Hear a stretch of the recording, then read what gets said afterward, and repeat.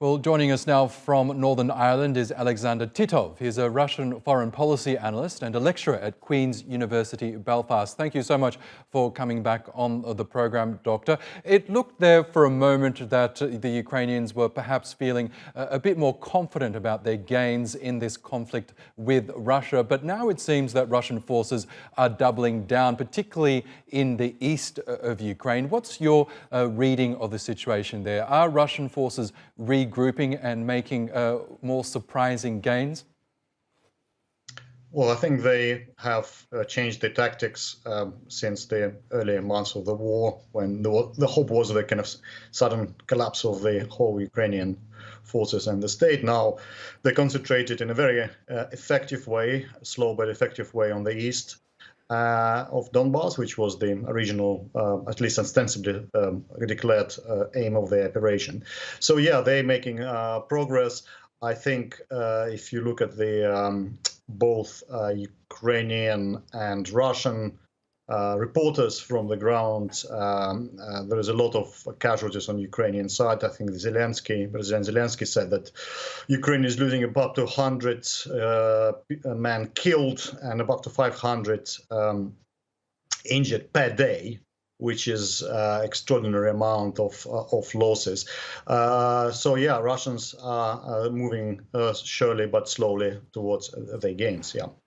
Now, we're hearing a new undertaking now from Washington about providing an advanced missile system to Ukraine. Germany as well has agreed to send more advanced artillery to Kiev in its fight against Russian forces. How effective are those commitments from its Western allies in terms of helping Ukrainian forces against the Russians at this point?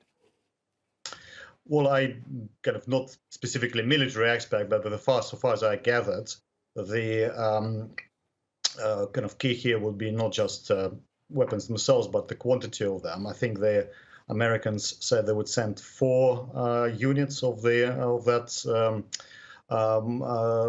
latest weapon, the multiple launch missiles. I think Ukraine lost several hundred of their own. So although American weapons are more advanced and more precise and so forth, and they have a longer range, they would need substantial quantity in 10 times more to have a real meaningful effect.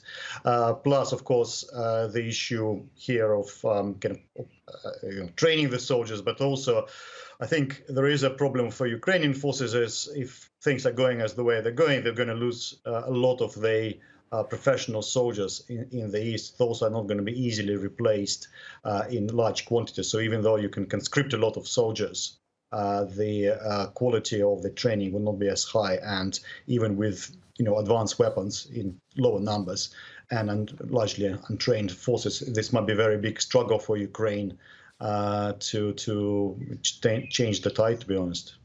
Okay, Alexander Titov, really good to get your analysis as always. Thank you for joining us once again.